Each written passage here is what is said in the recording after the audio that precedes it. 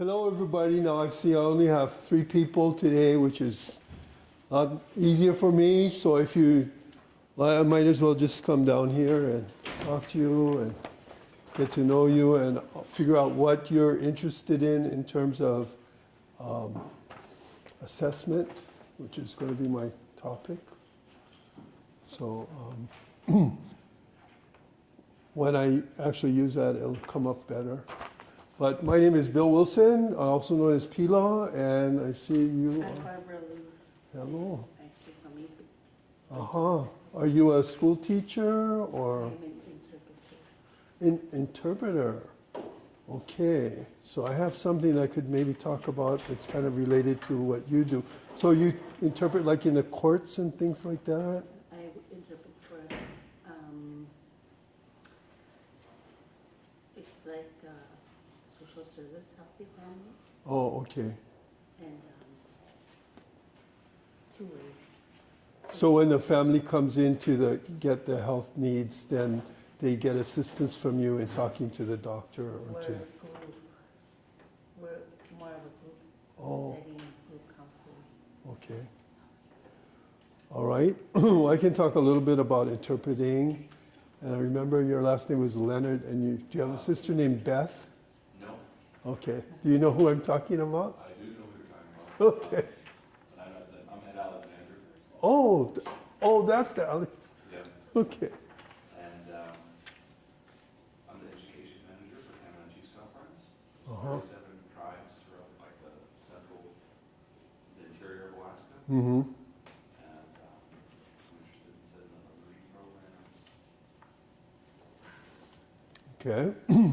Great. So, did you say a marine program? Immersion. Oh, immersion program. Okay. Great. That's something I know quite a bit about. And I remember I met you too, but I can't remember. Ronalda Brown, and I'm from Juneau, Uh-huh. southeast part of the state, and I work with the University of Alaska Southeast. I retired from K-12 education, mostly secondary, and immersion is something that is talked about a lot, but I'm here to find out. I'm going to try and define it a little bit better here so that'll be more clear. But are you that Brown family? Oh, okay. So that we have a debt to you for providing trees to Hawaii for canoes. So thank you very much. Everybody remembers that. So appreciate your family, what you did for us in Hawaii. And maybe I'll go, I know you, but you can tell us all about you too. Also, Lali? Yeah, just sort of, and give me an idea of your, because I know you, but I'm not really sure what you do. Yeah, so Lali Karpluk, I'm from Mountain Village in the Yupik region. And Yupik region is, we've got northern Yupik, middle, midsection, and southern, so I'm from the northern. And I've been involved with different grant projects at the university level, mostly here. So Alaska Rural Systemic Initiative, we worked on that. The cultural standards, the different guidelines. And then I was recruited for the back then Future Teachers of Alaska. The very first grant, 2003 to 2009, before I was recruited to the Alaska Native Teacher Preparation Project. But my first work was with Exceed as a regional coordinator in 1980, so the field-based teacher prep. So my passion has been Indigenous teacher preparation. There's a lot of different work being done to culturally orient new non-native teachers to the region, and somebody mentioned cultural immersion camps, Northwest Arctic, LKSD, and now they're including some, like my home school district. But I resigned about 6 years ago to take care of my husband from the university here. So the last grant was Alaska Native Teacher Preparation Project.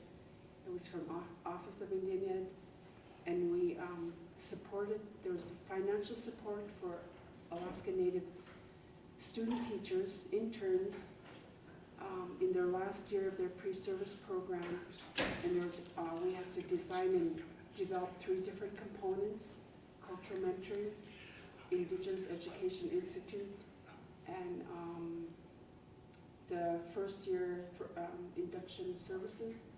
So those were all new from a cultural lens, and the grant ended after 4 years. And then I'm in a graduate program researching Indigenous teacher preparation models across the nation. Okay, well, so I'm going to try my best. I'm not a person with a background in education. My background is in, well, I just wanted to learn Hawaiian. I was going to be a biology major and work in the sugar plantations. I went into linguistics to kind of help me learn Hawaiian, as it was kind of like my hobby.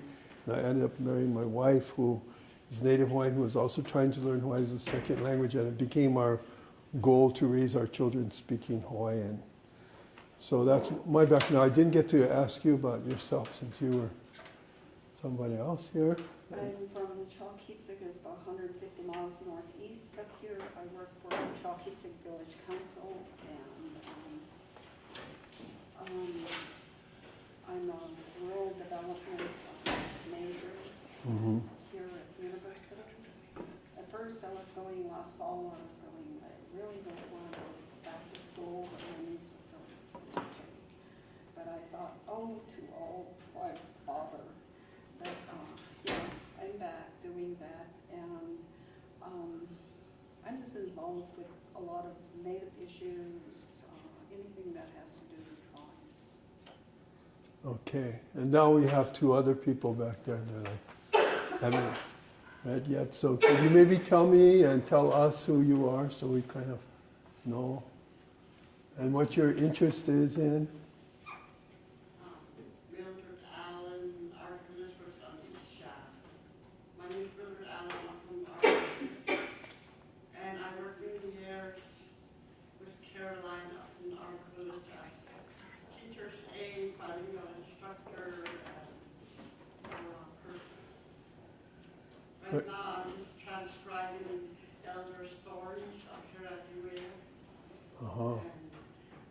And I come back to see if I can assist me, one of our written instructors or leaders, help with reviving the language and working with youth.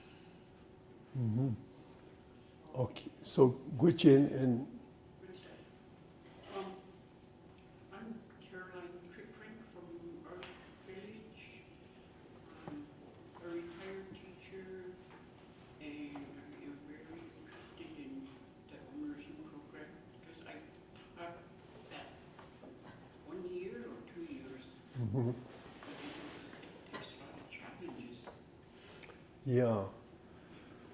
Right, so I'm going to talk a little bit about what is immersion in general, and what we're doing, because the term immersion is used a lot. So first I'm going to come up with just a basic thing about it, and then divide it up into different things. So one sense of immersion is you only use the target language at all times. So we could, in a sense, I hold this all in Hawaiian, and I would immerse you in Hawaiian, and you'd walk out the door, and you might be able to imitate a few things, not knowing what they were, and make fun of maybe what I was saying. And that would be basically all you would get out of it, but you would be immersed in Hawaiian. But that's not usually what people mean by immersion, other than you're using this language at all times and focused on something other than the language. So I want to say that again, like you are using the language that you don't know to learn something else. Okay, so this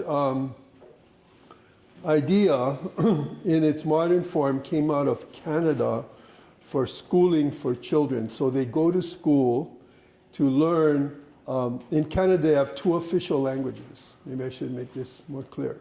So the one's French and English. So the people who speak French at home and in daily life have the right to go to school totally in French. Those people who go to school in, or speak English have the right to go to school totally in English. So they have the two official languages. Now, if you're an immigrant to Canada, let's say you come from Mexico, you have to go into either a school taught through English or through French. And because those are the official languages, and they want to assimilate you to those languages, okay? The thing that they did to the native people is do the same thing. So they made the native people either go to school in English or in French.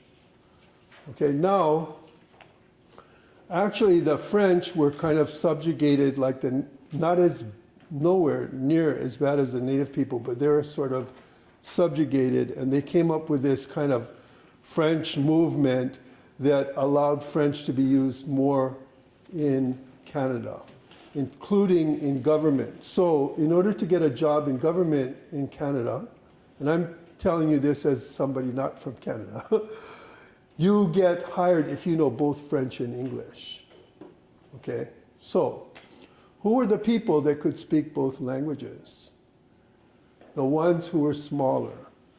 The smaller people can always learn the bigger language easier than the bigger people can learn the smaller language. So that might be, even in olden days, perhaps here, before there was any English, if one language, because you have these neighboring languages, so I'm assuming that Yupik was a big one. The people who lived on the border for spoken Athabascan language probably could learn Yupik easier than the Yupiks could learn the Athabascan language, because there are lots of Yupiks and there are fewer Athabascans, and it's harder for the Yupik to learn the Athabascan language. That's a general thing in the world. So like in Europe, the people in these small countries like Denmark, they can learn everybody else's language very easily, but the ones who are big, like English, Spanish, they have a harder time learning other people's languages because everybody learns theirs easier, because there's lots of them talking around and it's easy to learn it. So what happened in Canada was that the French are going to school in French and they're learning English as a course. The English are going to school in English and learning French as a course. And the French people were learning English really well for the same amount of time, and the English people weren't learning French, and so all the jobs were starting to go to the French people. The government jobs, so then the English people said, this isn't fair, we got to teach French better so our kids can get a job. But it's not working to just teaching them in a class.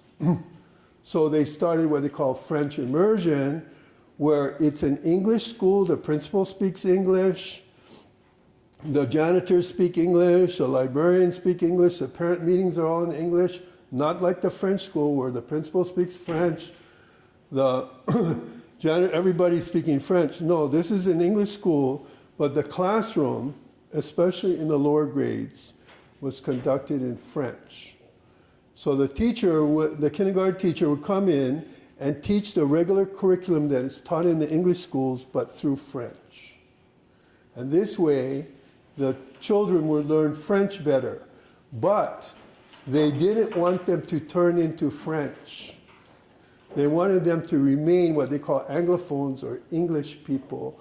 They didn't want them to turn into Francophones or French people. So they didn't want to teach it too much, because then they would turn into French. Is that kind of clear? So that's what the immersion was about. So they reduced the amount of French. After they got them going, they cut it down to half a day or so. And then in intermediate school, they take a French class, but it's advanced French because they already had a good background. But they never wanted them to speak French so well that they turned into the other ethnic group in Canada. Does anyone have any question about that, how that idea of French immersion started in Canada? And they wanted the jobs too. Yeah, so then the English people could improve their French so that they could pass a test, like that they could speak French well enough to work for the government, where someone came in and spoke to them in French, they could understand and go get their mail or something like that. But they didn't have to speak French perfectly and be French. And the French people were learning English, and they didn't have to speak English perfectly, but it's easier for them to learn English because of television. Just go across the border in the United States from Quebec, or even just any place in Canada, everybody's speaking English. So that's just being around it, you can learn to speak it. Okay, so that's where this idea came from. So the Mohawks were a sovereign group, and they were told, they were in Quebec, which is a French-speaking place, and they had been more going towards the English language, but they also had their own. And they said, we don't want to be, because the people in Quebec were saying, if you're an immigrant or a native, you got to go to school in French because we want to assimilate you into the French. So they were told the Mohawks, you have to go to be French. And they said, we refuse. We want to have school in our own language, and they called it immersion. And that's where the first native immersion school came from, but they followed the French immersion from the English side, and they didn't, that model's not meant to make Mohawk the main primary language of the child, because they followed the French immersion model. Okay, but they learned Mohawk pretty good, much better than had ever been produced by the classes that were teaching so many hours a day, like Mohawk. So they were better, but not as good as the community that really wanted to revitalize the language chose. So in Hawaii, now we were pretty innocent too. We didn't even know what the word immersion was. So when we started, our idea was to reestablish that in the 1800s, the schools in Hawaii were conducted in Hawaiian. And then when America came in, it was made illegal to go to school in Hawaii. So our idea was to reestablish the legality of going to school in Hawaiian for children. Not part of the time, but all of the time in Hawaiian. Okay, so recently we've tried to make a difference between the word immersion and Hawaiian medium, which is like how the French are going to school in Canada. So that's what we're trying to do in Hawaii. Our problem is, well, especially when we started, I heard some of you said you're retired teachers. We did have teachers who spoke Hawaiian who were retired, but none who were young enough to be teachers anymore. Because when America first came into Hawaii, a large portion of the teachers were Hawaiian speakers because the schools were in Hawaiian before, but they were under law not allowed to speak Hawaiian. They would get fired if they used the language in the school. So those people were around, they were teaching through English, but they had all retired and were quite old. So we didn't have any certified teachers who were native speakers of Hawaiian. So I'm going to go back to when we started. Our idea was to reestablish schools in Hawaiian, and then we were told what you're doing is immersion. But we have never followed the typical French immersion model. So I want you first to realize what we do is, first of all, they go to school in preschool totally in Hawaiian. And in order to get into the preschool, you are chosen based on, the child is chosen and the family is chosen. It's a private thing. It's chosen on how close they are to using Hawaiian. So some parents, very, very few at the first, had tried to learn Hawaiian as a second language and spoke it to their children. So those children would be chosen first. Second would be chosen if the parents had maybe taken any kind of class in Hawaiian, like in high school or elementary school, and they would get points for that. Another point, and this is big points, if you have a grandmother in the house, or so you have someone in the house that speaks the language, even though the child doesn't speak and the parents don't speak it. Then you get other points if you just have relatives in the neighborhood who speak the language, or if they have a child who's already been in the program and speaks the language. So the whole idea was to pick children who already spoke the language, because and we didn't know about the French, but the French have the right, if they use the language, to go to school in their own language because it's an official language. Okay?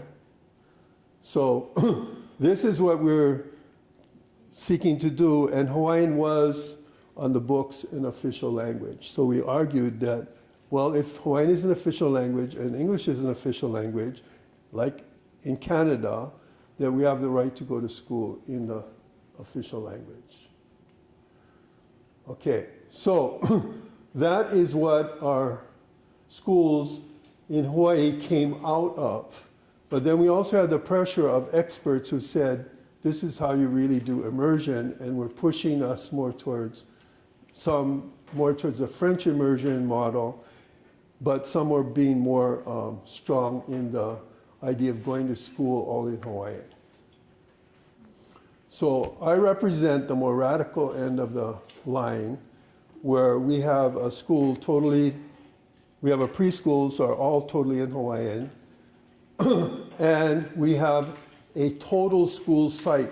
Most of the schools in Hawaii that have Hawaiian are a stream in an English school. We have a total school site that is Hawaiian. The principal, the janitors, the secretaries, everybody there speaks Hawaiian. And every one of them are second language speakers. Because the first language speakers, the fluent first language speakers were born before 1920. So we don't have first language speakers to put into our schools. So I think even Tlingit has younger speakers than Hawaiian in terms of people that were raised from the unbroken line. Although you don't probably have that many, you still have younger people than we do in Hawaii.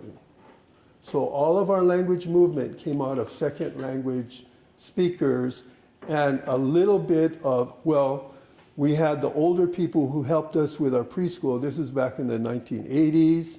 They helped create the second language speakers, and we have this tiny island that used to have 200 people on it, now has 7, where everybody spoke Hawaiian before.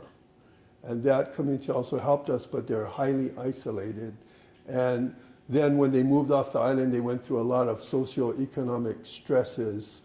They had no means of support and went through lots of things that were not really helpful for them, and it kind of ended up losing their language now among the younger people in the place where they moved off the island. So maybe I'm giving you too much information right now in terms of the big picture. But what I'm talking about, what we're doing in Hawaii, is schooling totally through the Hawaiian language. They learn English based on like Denmark, they start studying English as a foreign language in grade 5. However, these are children that live in a state of the United States where English is on all the media, everything, radio, all of that, all the games, plus the majority of the people in the community only speak English. You go to the store, it's English, everything like that. Plus, their own family members, their cousins and all, don't speak Hawaiian, they speak English. So what we have found is we have even a better advantage than the French in Canada in terms of English. In other words, the children just learn English from the community before we even teach them English. Can you kind of follow that? So we teach English in grade 5 for 1 hour a day and continue for 1 hour, I don't know if it's 1 hour a day. I think it is 1 hour a day. It's the standard English language arts class that they have in 5th grade in the English medium schools. So where the other kids, let's say, I think it was Charlotte's Web, but maybe not, is the first book they read in 5th grade in the English school in 5th English language arts.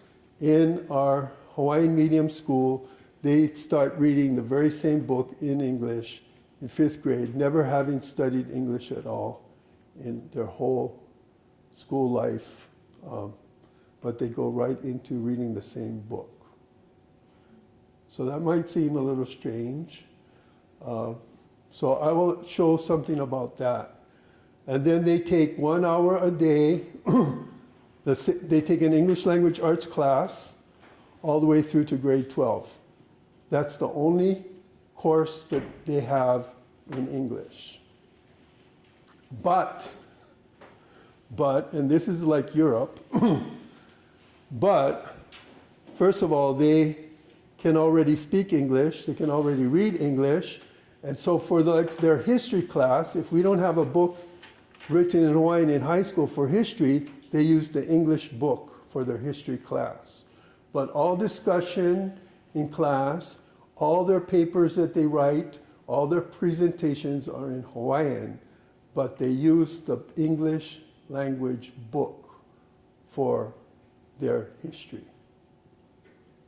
Are you following me, what I'm saying? So this same thing is happening in Europe at the college level, because English has become so strong throughout the world that if you're going to be studying science and you are in Italy, you want to be able to communicate with scientists throughout the world, and English has become the language. So they use English textbooks in the universities in Italy for science, or certain areas, especially science and math, those kinds of technology type things.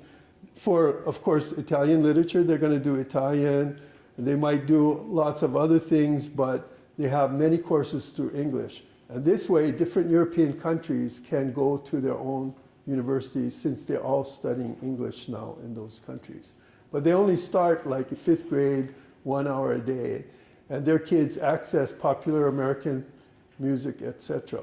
So we're doing the same thing, but we have even a better advantage for English, because English is right down the street. It's not, Hawaiian is not nowhere as strong as Danish or Italian or German.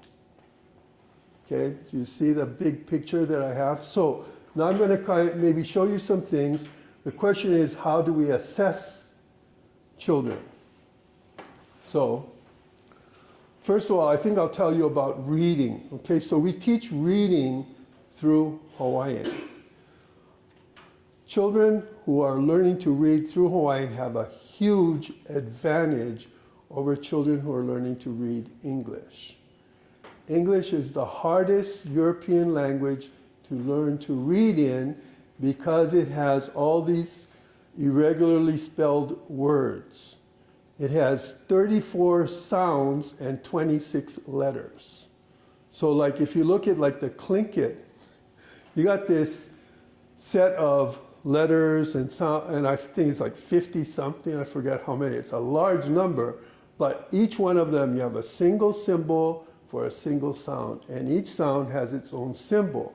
But for English, you got 34 sounds and only 26 letters. And then, worse yet, they don't even make the same sound, show it in the same way. So like F, they have F as in fish, and F as in philosophy, and F as in enough, and it's GH, and then the vowels are just like a mess, and it's really, really hard for kids to figure out what reading is from English. So they've done studies in Europe at 1st grade, how many words, what percentage of a word on a page of their language that they're learning to read in do children get correct and what percentage wrong. So the best readers are in Finland. They have a writing system like Tlingit. Every letter has a single sound. Every sound has a single letter. They only miss 2% of the words. In England, it's 60% of the words they make a mistake. So they say you got to go to 3rd grade before you can really read in English. And they make a big thing in No Child Left Behind, push them to read, help them read by 3rd grade. While in Finland, it was like kindergarten, everybody's reading, because it's a simple language to read. So Hawaiian is like Finnish. It's a simple language to read, because the letters and the sounds go together. Okay, so what we do is we teach them to read in preschool, and then we give them a test we call it curriculum-based assessments, tests, even in preschool, 3 times a year to see how they're advancing. And then when they go into kindergarten, we give them an entrance test. So I'm going to show you a good reader.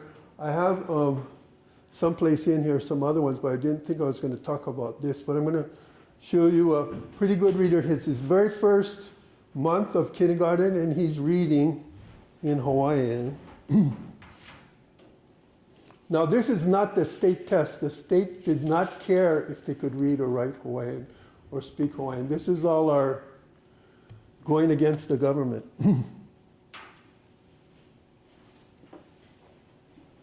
Okay, so anyway, we teach reading by syllables. I can tell you a little bit about that. I'll first show you the child in the reading. Okay.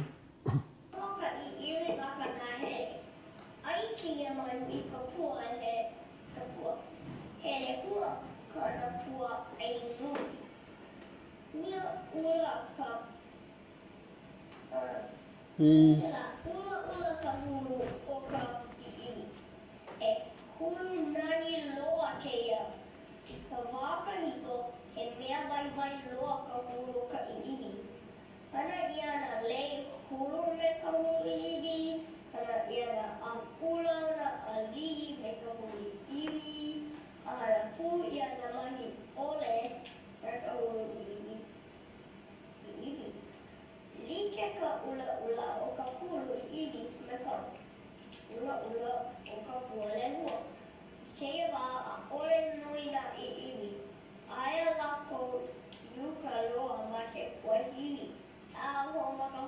okay, now he's saying start again because it's a timed reading and there's someone listening and marking any kind of mistakes that the child makes.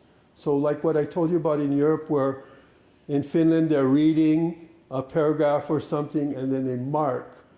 That's only 2% of the words are wrong, while in England it's 60% of the words are wrong. So we can teach them to read much, much faster than the English school can teach them to read. Okay, so that's one thing. Then we also have, we call these curriculum-based measures. They're totally internally produced. We also do it for math, give them little math problems, see how they're doing, and reading. And then in 4th grade, the year before they study English, we give them an English reading test as well. Same thing, 3 times a year. Okay, because we want to see how well they taught themselves to read English before they formally take English. Again, Hawaiian and English use the same Roman alphabet. So, you know, like the L and the M, that's all from the Romans. So they know the same letters as in Hawaiian. But our problem is that we only have 13.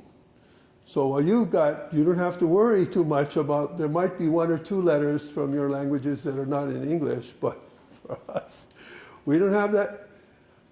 B, C, D, F, G, J, Q, R, S, T, V, X, Y, and Z. So all of those letters are not used in the Hawaiian language. So the shapes and forms are not used. However, and they are on the signs, like STOP is on the stop sign right in town. And they know the word stop. Because I remember my own children who didn't speak English, at home or at school, and they start playing with the other kids on the street, and they learned the word stop, and then they started to read the stop sign and things like that, and they figured it out themselves. We never taught them to read ourselves. English, but Hawaiian we support. Okay, so these kids start to teach themselves to read English on their own, and so we test it in grade 4. So I'm going to show you an example of someone reading, but this is not the test. This is was done, because usually we don't even tell people that we test English because we don't want people to know that because they're trying to force us to change our school to be half English or follow the French immersion model or follow the certain model, and we say no, our school is Hawaiian language and English is taught as a foreign language. But we do check to see if they can read it before, and we've never had a child who couldn't read English to some extent based on how they can already read Hawaiian. So we had some children who are dyslexic, have a hard time reading, period. So their English reading is much slower than a child who's doesn't have dyslexia. But they can still read English, and they can still read Hawaiian, but it's a slower reading. So, but I'm going to show you a good reader, okay? And what we did with her is my wife decided that we needed an example to show to our Department of Education, who's constantly telling us we're doing the wrong thing, that a child who speaks no English at home, because most of them who speak Hawaiian at home might have one English-speaking and one Hawaiian-speaking parent. Only Hawaiian, no English at all at home, and only went to school in Hawaiian. How can this child read English? So I'm going to show you a video of a child reading English. It's the end of 4th grade. She's just about to go into 5th grade, has never, ever had any formal English reading or writing in her life, or even learning it as a second language. So,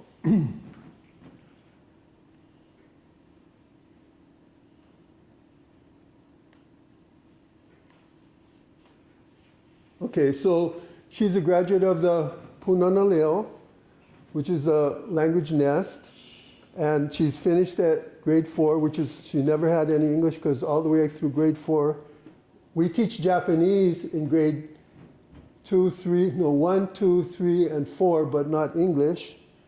Okay, so she's had Japanese but not English. Okay, so here she goes. I think this is it. Oh, here. And she has a book that she was carrying around that day.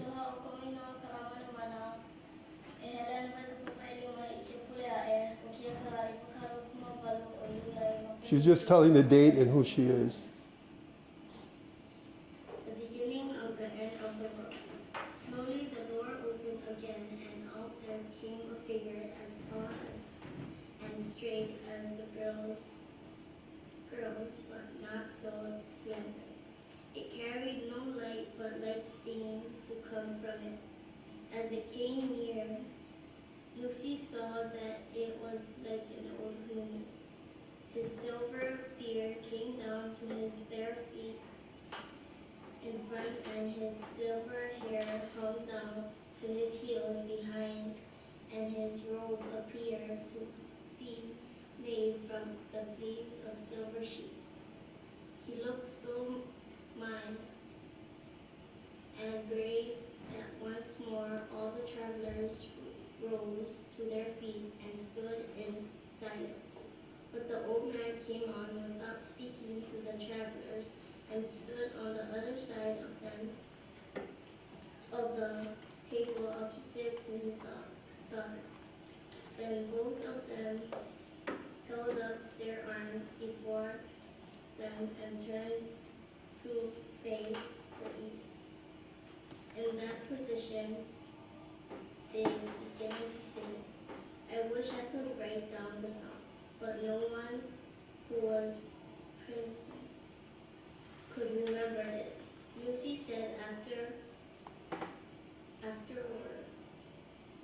that it was high, almost shrill, but very beautiful. Okay, so she read that page that out of this book. It was just open at random.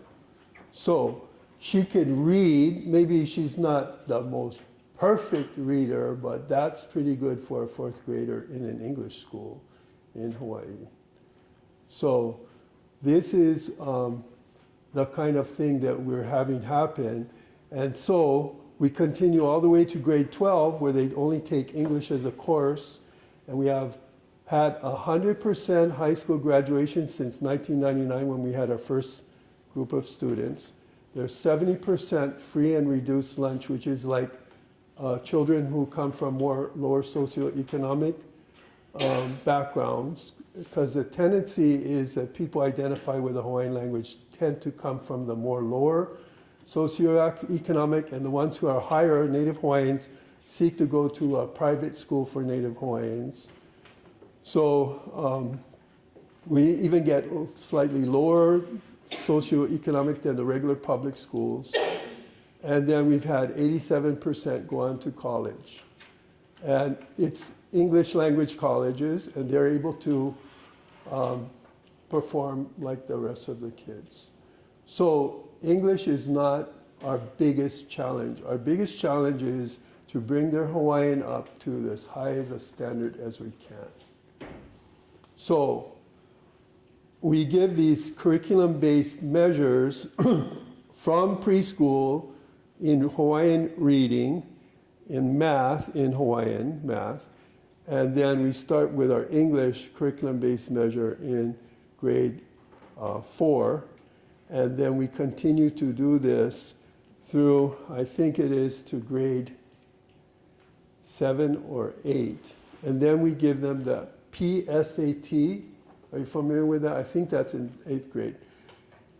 Anyway, when they start, whenever the PSAT is allowed, this is a test to go into college. So we give them that, and then we keep the records of how they're doing on the PSAT to see how they're progressing. If they're improving on their English reading, their math, etc., based on that. So our parents have boycotted the state ESSA test, or No Child Left Behind. They boycotted it, so our school is at the very, very bottom of the list of schools based on the fact that they're not taking the test, so they can't come up with a score, so they say your score is at the bottom. However, and they actually put it in the paper, you're the bottom school, but at the same time, we have more than enough people coming to the school. So what is this school? First of all, it grew out of the nonprofit preschool, which is private. But then we went into the public school system. We started out as a stream in the English school, which had quite a bit of difficulty. And we found a place for the intermediate students, its own place, and then that became the place for the elementary students. We started a new stream of elementary students and went on to high school. So this is the confusing thing. The location of the property belongs to the nonprofit. It was received from the Native Hawaiian Office of Hawaiian Affairs. So there was no place to go. And so the nonprofit went to this governing body that has funds for Native Hawaiians and asked for help in purchasing an abandoned Christian school. So that took that over and moved the intermediate students in, and then wanted to have an elementary school there. So that, the intermediate students, and as they moved into high school, were affiliated with the town's main public high school as a stream, a program within that public high school. So it's an off-campus program of the local public high school, and it was also of the intermediate school. Then started an elementary school as a charter underneath. So from preschool is private, on the same property, then there is K to 8 now as a charter. Then 9 to 12 is an off-campus program of the public school. So you can see this is quite confusing. And on top of that, we went to the state legislature and we changed our Hawaiian Studies department into its own college and had a law that said this shall be our laboratory school. So now it's a laboratory school under the university. It's a private nonprofit preschool. It's a charter school and off-campus public schools. Very confusing, And that's great because the less confusing it is, the easier it is for the state to force you to go in some kind of a direction that you don't want to go to. So the school is totally through Hawaiian. In the high school level, they start taking college courses at our now Hawaiian Language College. And our new fight is to have general education. I don't know if you're familiar with general education in college. It's like world history, math, anthropology. So we're now seeking to have general education taught through Hawaiian so that they can get double credits through our college. We were giving them credits for Hawaiian language, literature, and things like that, which are college credits. But now, and we also had them taking a college level English class, English composition, but now we want to create general education through Hawaiian. Like in Denmark, they do world history through Danish, and if you go to college in the University of Denmark, and you take world history and you come to our University of Hawaii system, they will give you general education credit for learning world history through Danish, as long as you pass the English test. For our English composition, and this is the sad thing for us in Hawaii, that our English school system is producing lower English passage rates on our state university English composition entrance test than the Scandinavian countries that are sending students to us as exchange students in the university system. So that's why I'm saying, why don't we follow those European way of teaching English rather than what they're using in our regular public schools? So that's what we're trying to do. So we use the, Can you clarify that? okay, so European, what I'm saying is that if you look at, here at the University of Alaska, you have students who come from foreign countries that come here, they want to go to school here. So let's say Scandinavia, especially, they would want to come here. They say, oh, it's the far north and we want to come here. So in order for them to get in, they have to pass what's called TOEFL, testing English of a foreign language or something. So they pass that test, and it's usually not that hard for them. But then, in order for them, and I don't know the exact University of Alaska thing, but in Hawaii, you have to take English composition, English 100 it's called. You have to pass that in order to take other courses in university. So, this is what the English teacher told me. He said, well, we give the English composition test, and whenever we have these students from Scandinavia, they score higher on average than the students from Hawaii. We have a inferiority complex in Hawaii that we think everybody in Hawaii speaks English very poorly. We have what's called pidgin English. So that might be explaining that. But then, even the students from Kansas and Oklahoma and all are passing lower than the students from Scandinavia on the English composition test, according to the English department. You might check with the English department over here and see how they're testing, if they do that with these Europeans. But I'll tell you, they're really hot shot in their English. If you've ever met any of these Europeans, they might have a slight pronunciation difference, they might have a slight accent, but their English spelling, their grammar, everything is perfect. So, because English is introduced later. well, first of all, they have a really good school system in their own language. Okay, so they're not goofing around when their school systems are really good. And then English, first they have good method of teaching second languages, but this is the advantage that they have, is that they can watch English movies. You know all these movies that are coming out, they're all in English. They can watch English movies, and sometimes they have subtitles in their language, so they can kind of read that along, but they get lots of practice, lots and lots of practice with English, and they're taught the specific difference between their language and English in class.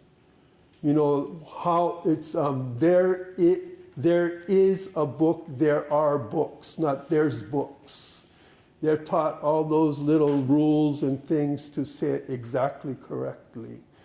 And that's why they can, and this is my opinion now. I'm going into my opinion side, but I can tell you that the evidence from our English department is that they're doing better on passing the English test than the Americans. So we said, why are we following Americans? We should be following the Europeans, and we should, another thing, yes? Could they immerse into their language only? And when they transfer over to English, and they just kind of like easily make a transition because they can learn easier? Mm-hmm. Part of what the evidence is supposed to say is that people who know two languages really well, it helps their mind, okay? And then it helps when you do that when they're very young. So, but we're not spending a whole lot of time teaching them English. So this is maybe a weakness. What we started now is we're teaching them Latin, because the hard English is Latin. So we teach Latin beginning in second grade, second, third. We're going to develop it from, we just started last year. So wait, it was first year. First grade, second, third. And next year we're going to have fourth. So the good thing about Latin is it has all these letters that Hawaiian doesn't have, like S and T and V. And then it also, a lot of the hard words in English come from Latin. So we're teaching them that. So anyway, the whole idea is like get out of the box, you know. So we're out of the box. We want Hawaiian to be the primary language. When we started out, we said we don't care if they're academic failures. And this may be shocking to you. Academic failure. This is our most radical group in Hilo. We don't care if they don't graduate from high school, they don't graduate from college. We're not saying that we're not going to try and really help them to do that as best we can, but our first primary thing was the Hawaiian language and cultural identity that came with it. And so the core group of families were really radical on that. And then we tried our hardest as we could to provide them things from the Hawaiian base. But we had something that's really kind of unusual, is that in the 1800s, schools were in Hawaiian. They did teach English. They did teach Latin and even Greek in the Hawaiian language schools because they had these missionaries that were big into the classical languages. And they did teach English as a second language. And this is the amazing thing. They had a higher academic outcome when Hawaii was annexed among Native Hawaiians than in 1986 when we started. The Native Hawaiians had the highest academic outcomes of all the reading and writing literacy of all the ethnic groups in Hawaii, including the white people, in 1896, right after annexation. And then by 1986, Native Hawaiians had the lowest literacy rate of all, and there were only English speakers, but it was Pidgin English, of all the ethnic groups in Hawaii. So we said, hey, you guys it's not working anyway. So why are you claiming you're going to do such a great academic thing? Why don't we try to do what they did in the 1800s? So I've only talked about the academic side. I haven't talked about evaluating how well they speak Hawaiian, which is something that's not fair. Why would the state allow us to teach in Hawaiian and then put no value in whether they can really speak it or whether they're really producing that?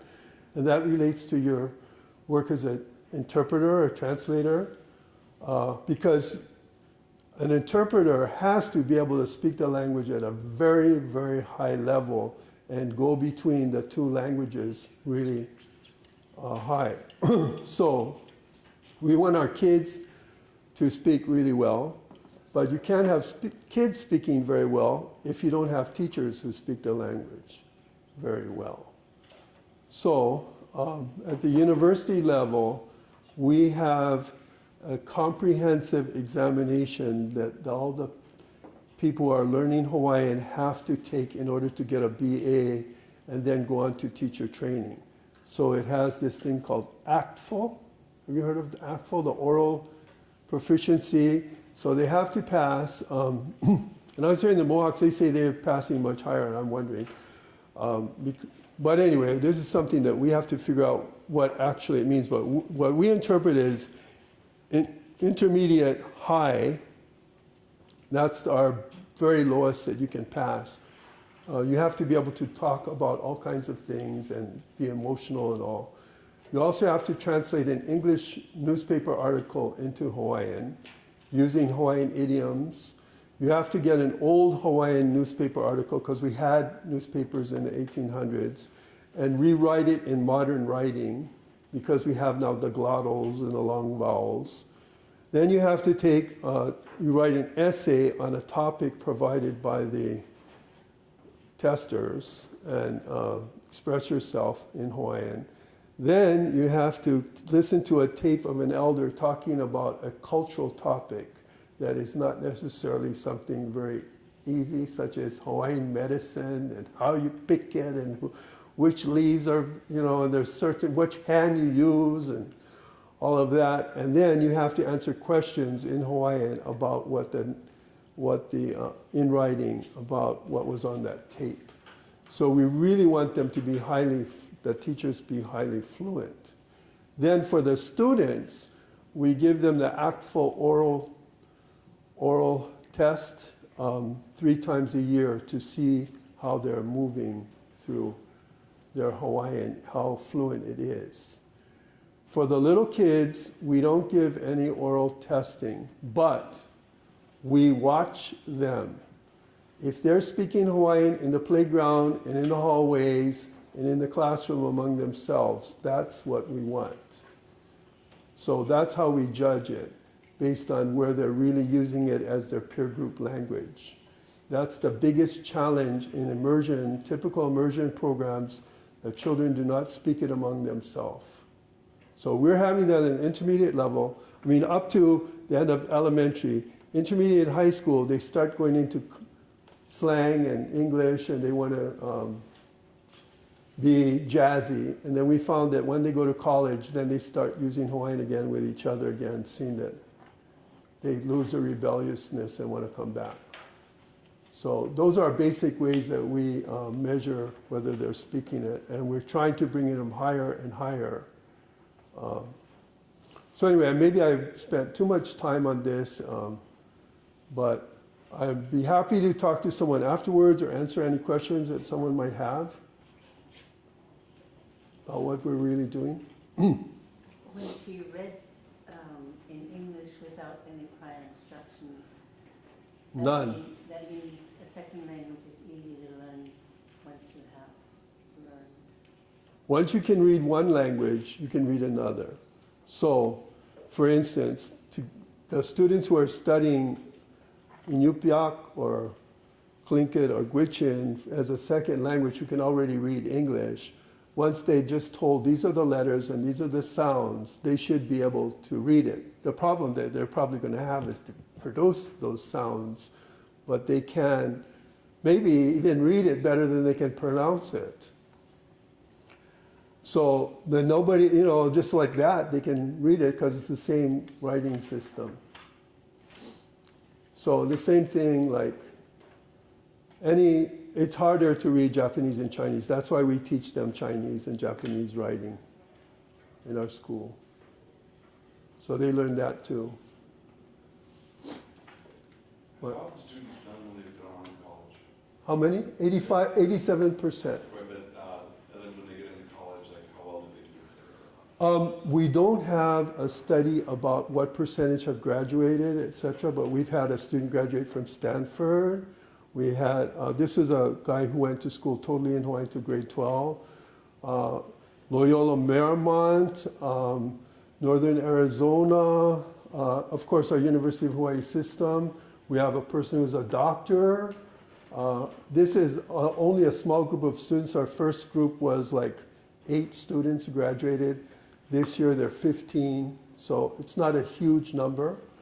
We had one student who left in grade 9, moved to Utah. He'd never gone to school in English before. And he got, I forgot what his BA was in. Then he went to Colorado and got a MA, I think, in linguistics. And today he has a doctorate and he's a teacher at Oxford in England. And they use English in Oxford, and he speaks English and Hawaiian, and he also learned German. So we don't think that just because they went to Oxford and not to Harvard, that they're lesser than what the department wanted us to do. So, and I'm just being facetious here, because we don't usually talk about him, because we think the guy who wants to be a fisherman and is going to be fishing and taking care of their family is equal value to us to anybody who has a college degree. We're not about determining who's better based on your degrees. We want everybody to contribute back to the community and the families. So, but we do have good statistics in terms of high school graduation and college entrance. I don't know what percentage we have that have graduated, but I think we need to do that research. We haven't done it. Again, we're a more radical school, but I recently saw some statistics from the less radical ones, like there's some that are streams, etc., and they seem to be doing pretty well as well, like better than the state average. So to me, better than the state average is good, because the state average is all the ethnic groups, and the Native Hawaiians are lower than the other ethnic groups. So we're not just want to do better than the Native Hawaiians, we want to do better than the state average. However, we don't have enough studies done on exactly how many people graduated, where did they graduate, what degrees. We don't have all that. We had some who went into the army,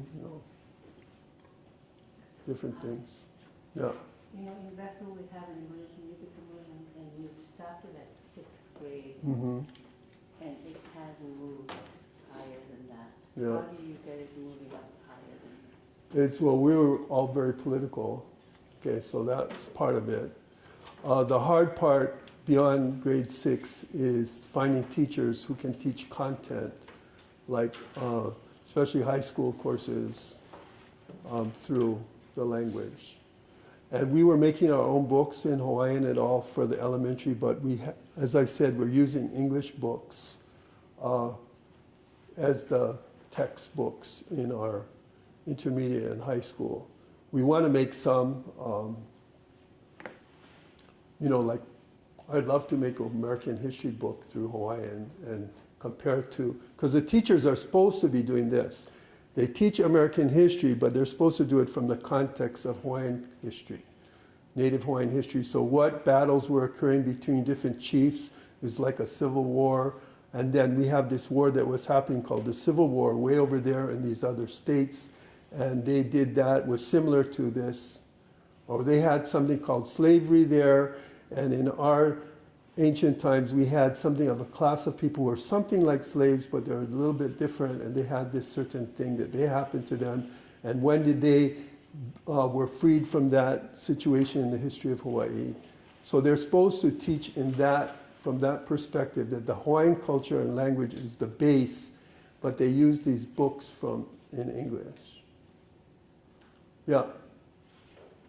Is there any software that's available where you could take a book written in English, type it in, and type up in Hawaiian? There's these people in University of Pittsburgh that I went to visit that were interested in doing that, but their interest is more like taking Hawaiian and putting it into English.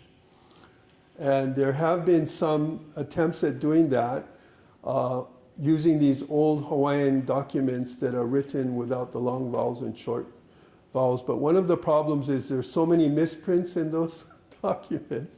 And then when it translates into English, it has all these Hawaiian idioms, etc., that make absolute no sense in English. So it's very difficult. They have trouble even machine translation between European languages, but you can imagine knowing some of your own languages about how it's so, like I saw Waki Charles with his thing about all the words for that, like I'm 20 something, I don't know how many words for that and there in Yuktun, and it's totally different worldview that it's really hard to translate into English or go do machine translation. But there are people who have thought about it. We're not so hot on that because we don't want people to be just come in, use a computer and translate what we have into English. We don't have the kinds of things that some people have here, which are elders on a video telling traditional stories, etc., because that kind of technology did not come in soon enough into Hawaii. We have some that are on reel-to-reel tape of somewhat of that, but nothing like the kinds of resources that you have of actually seeing a person and how they express themselves. And I've also seen some people have pictures of the actual plants or something. We don't have that kind of rich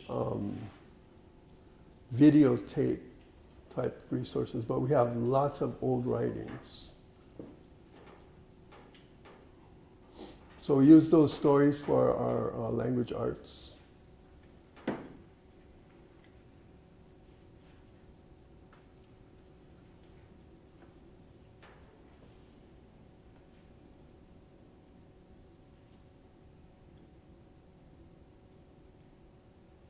Anything else? I was just wondering if they learn, you know, as their first language, the Hawaiian, and a lot of letters from English are not written into the Hawaiian. Or Yeah. They don't have those sounds. We only have 13 letters. Do they have problem saying some of those? No, because they are not only Hawaiian speakers. From even the ones who speak only Hawaiian at home, and that's a small percentage. A growing percentage speaks both Hawaiian at home because one parent is pretty fluent and the other one isn't. However, like this one, she only spoke Hawaiian at home. But every other kid on her street speaks English. So she walks outside to play, and if it's not with her brother and sister, she's going to be speaking English. So I had my own experience. Part of the reason I got interested in Hawaiian is because we moved to Europe, and we were living in Germany, and I went outside and I had to play, and ich kann sprach Deutsch. Suddenly, you're starting to speak the language of the other kids. So that's what happens to our kids because they are a minority. They have the advantage of being the minority. They can learn the majority language. So, if I'm not talking like an isolated case where maybe some of your villages used to be like you had no English there at all and nobody spoke English and you had no TV or radio. But we're talking about modern day Hawaii where we have TV, radio, internet, all of that in English, plus we have English speaking people living right next to you. So she could speak that English that she speaks is basically what she got from playing with other kids. And then taking what she was reading Hawaiian and then picking up a book or starting, like my kids started with the stop signs, the things on the movie theaters, trying to read public things in the grocery store. And that's how they started doing it. But they could pronounce English because they were actually speaking English with other kids in the neighborhood. Do you have television at home? Yeah. And at first we said we didn't want to use it, but my kids are old, they're in their 30s now. Both of them graduated from college, but they'd watch it. We used to watch, okay, now in Hawaii, when I was a kid, we had lots of Japanese TV. So we'd watch it as Kikaida and this thing, and sing the songs, but we couldn't really speak the language because we weren't speaking Japanese with anybody. So television isn't enough. They have, in order to really speak a language, you have to use it for communication. So our kids learned it from talking with the kids across the street. And at first, and this is really strange, and maybe I shouldn't say this, but anyway, as you can see, I'm not a Hawaiian, I'm a white person. The white person is haole, So a way of English is often called Haole language, you know, the white people's language. So they would go play across the street with other kids who were part Hawaiian, but they didn't speak Hawaiian. And so they called them the Haole kids because they spoke English. They associated English with white people. And so they called the other kids in the street all the white kids who none of them are white. But when they got older, they found out that wasn't the right way to talk about them, the other kids. But they still in Hawaiian, it's considered the English language is the white people's language. And if you speak good English, you're becoming more white. So this is one of the problems for the regular English schools is because the local kids don't want to be too white. They want to be Hawaiian, which means speaking poor English. That's the closest. But the kids who speak Hawaiian can speak English without have their identity attacked by their language, because if you can speak Hawaiian, doesn't matter how you speak English. But if you speak English too well and you don't speak Hawaiian, the only language identity you have is what we call Hawaii Creole English, or we call it Pidgin. So, and it's pretty radically different from, I don't know if you've ever heard it. You've heard it. So our children can all speak that too. They can speak Pidgin, and they can speak Standard English, and they can speak Hawaiian. Yeah. So there's a lot of identity issues in language, in our state especially. So I don't know if you really have that non-standard English here, but like maybe the black communities, they don't want to speak exactly like the white people speak. So we have that in Hawaii. Okay, so I was actually supposed to be finished or not? I didn't pay any attention to the time. Is it over or? You've got 30 more minutes. 30 more minutes? This goes to. I don't know if I could really go on for 30 more. Oh, Are you guys, you had enough already? Do you want to all go about 10 more minutes. 10 more minutes? Any other questions or ideas? Yes. I was curious about the official language, the law, and Mm-hmm. if in the law itself, if it had any direction towards, school Uh-huh. content, teacher preparation. So, are you familiar with what's in the content? Yes. Of the law? I love laws. Okay, so in fact, I'm supposed to be giving a talk. I think maybe it was this one that had to do with laws. Is that supposed to be this one? Oh, shucks.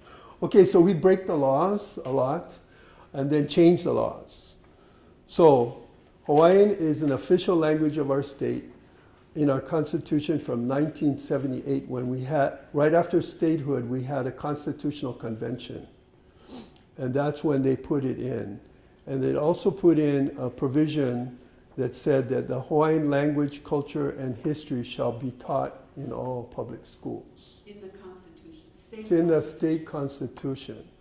But carrying it out is another thing. You can have a law that nobody ever implements.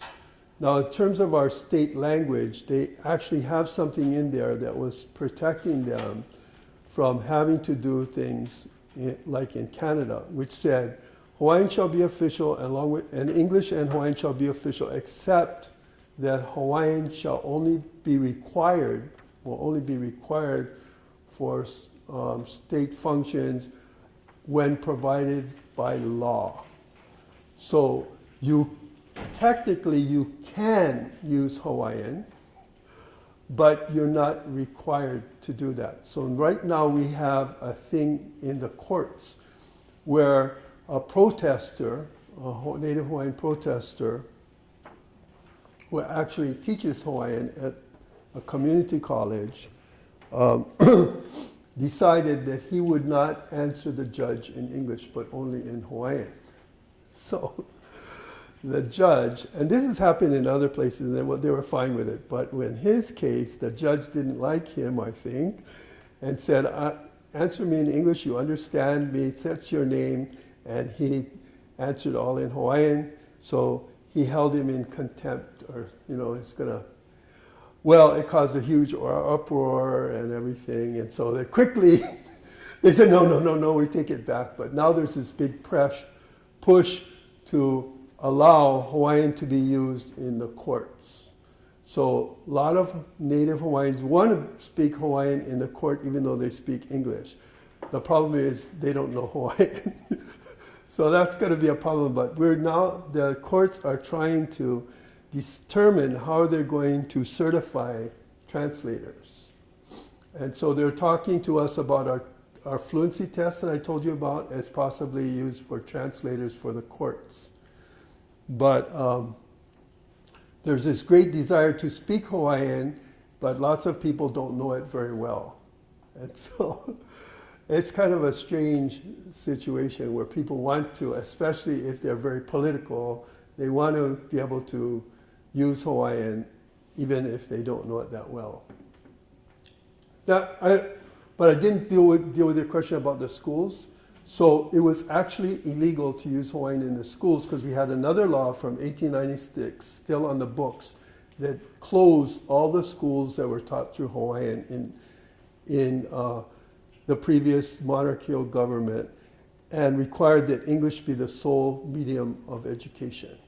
And then we had another law that came up when they had the immigrants wanted to start language schools and they tried to suppress them, the Japanese language schools and the Korean language school, Chinese, and they took it to the Supreme Court and the Japanese language school won. So then they made a law in our state that says foreign languages don't have to have certified teachers.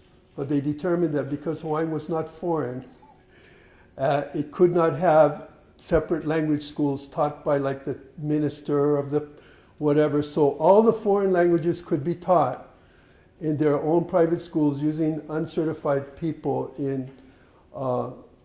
but not Hawaiian. So we had those two laws that took us 3 years to change them. We had to go to the legislature year after year. Yeah. Do you guys have a listing of statutes that you're trying to enact that would be helpful for language revitalization, or a listing of statutes that have passed already that have been helpful? Yeah, we have quite a few. I got them on my computer here. If someone gave me an email, I could send them. So we passed preschool regulations, we've passed, we now have the state is, and I'm not totally in agreement with all of these things, but now we have, the state is trying to make when it actually has created something as a Hawaiian language version of No Child Left Behind, or ESSA testing, which I think is really superfluous when we could be doing these little in-house created exams that we're doing. But yes, we have quite a few and people are constantly trying to do more. And it seems like we generally have resistance at first, and then when we finally get it passed and the people who are resisting us say, isn't it wonderful, and we have all this, and they're so proud of it. But they're the very people who testified against it in the first place. It's very strange. But when it's successful, then they're happy, but they're all worried that it's going to be a disaster. Yeah. So, expanding from Ed's comment, is there a law specific to the Hawaiian teacher preparation program? Yes, in a way. Yeah. Okay, so before our public Department of Education certified teachers, and then they said that was a conflict of interest, so they created something called the Teacher Standards Board. Do you have something like that here? Okay, so these people were certifying. Now, in Hilo, at our university, again, we're the more radical people. We have our own little college. When we passed the law to create our college, we also said that we will have a teacher preparation program that will use this school as our laboratory school. So in law, it says we shall prepare teachers and have a laboratory school. The WASC, do you have WASC? It's the accrediting agency of the university. I'm getting maybe too technical for you, but they say for a university to be accredited, you can only have one teacher education program. So, but we said, no, and I can tell you what the problems we had with the English teacher certification program, later maybe. But we were having problems, and so we passed our own little law. And then when WASC came, we told them, we have a state law that allows us to have our own teacher accreditation at our particular campus. So they accepted that. Then we went to the legislature again and got it even more solidified into the statute for the Teacher Standards Board. And I don't remember the details of that law, but that's another thing. Then Keiki went to the Teacher Standards Board and got them to allow us, our teacher training program, to be accredited not by the standard American teacher training accreditation boards, but by WINHEC, which is the World Indigenous Higher Education Nations, World Indigenous Nations Higher Education Consortium, out of Scandinavia and New Zealand. And so we just had them, and here, Ray Barnhart is really a big mover in creating that. We just had them accredit our teacher education program last semester. So we keep on pushing. It's not just by one big law, it's little by little by little by little by little. So follow-up question on the funding. So here we have the university present a budget to our legislator, and in there, they can ask for line item budgets. So is the Hawaiian teacher prep within that? Is that how you get funded? Yes, okay. Again, we're going to the real complications. So when we first got our college made, the legislature had a big control over the budget of the university. And different legislators could put in things for their district and all within the university because we had campuses in different places. But the president of the university did not like that at all. So they passed, he was able to push for something called autonomy, where the university they just get the money in a lump sum from the legislature and then they determine. But fortunately, they put in a little something in there. The university shall have autonomy in all areas except those of statewide concern. So we say the native language issue is a unique statewide concern that's just not a typical university thing. So we're able to go back to the legislature and have them direct certain things to happen for us. We're not always successful, and we run into things about, different people have different thoughts and sometimes don't get along, and that doesn't help things move forward, and then you have to overcome that to the next thing. So all those political things are there, but we have been successful in having the legislature direct the public school system and the university system. And if the legislature had not come in, we would not have anything of that we have. Because they get mad. They say, how come our kids are doing so poorly in the schools? How come the universities, we don't have enough of our kids from our district in the university? And, they get mad at them. And then we say, well, how about trying us? We can maybe help things. So if they don't mind, I probably lost the train of thought. Darn. My big point is the legislature has been really, really helpful to us. Because Native Hawaiians have a lot of political power in Hawaii.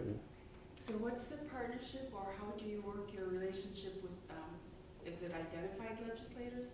Like Clayton He, I don't know if he's still on. Yeah, he's not there anymore, but we have certain ones who have always been especially friendly to us, and especially if they're from our district or something. Now, I'm assuming, just looking at Gwich'in, I forgot the town that you have, but if you have a particular area and maybe you have a lot of Native people there and you've got somebody in there, they want to be reelected and they like you or something like that, then they can put in a bill that relates to your interests.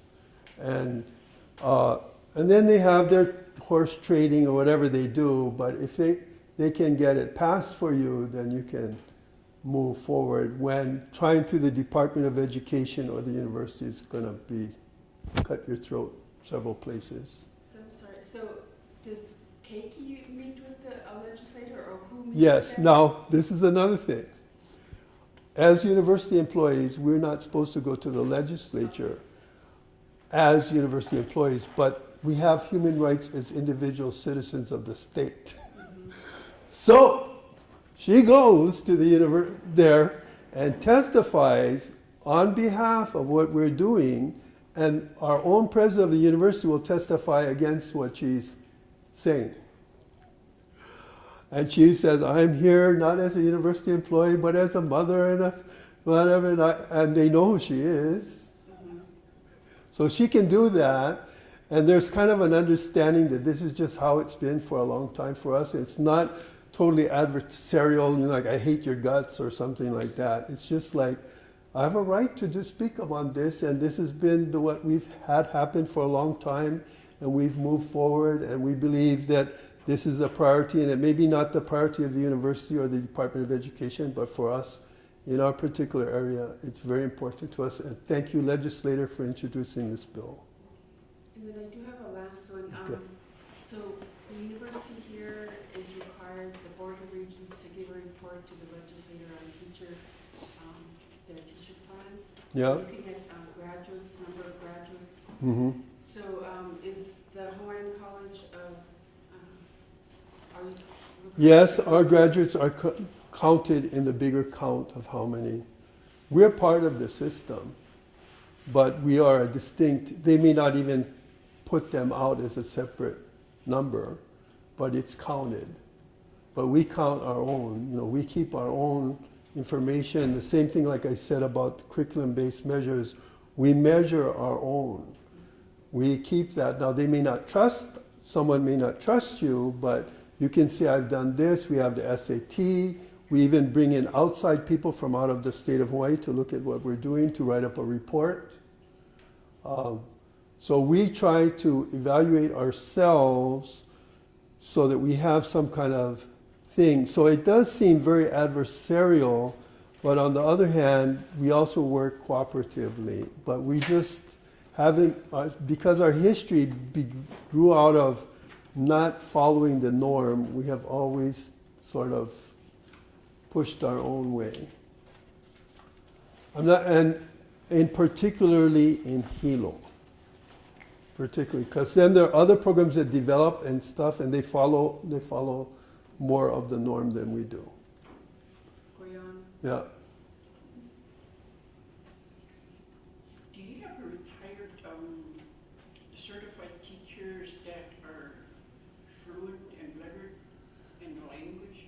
No, we don't have that anymore. In fact, when we first started with our first got into the public schools, we didn't have any, and we were saying like, oh, we wish we had started when Mrs. So-and-so and Mrs. So-and-so and Mrs. So-and-so was around.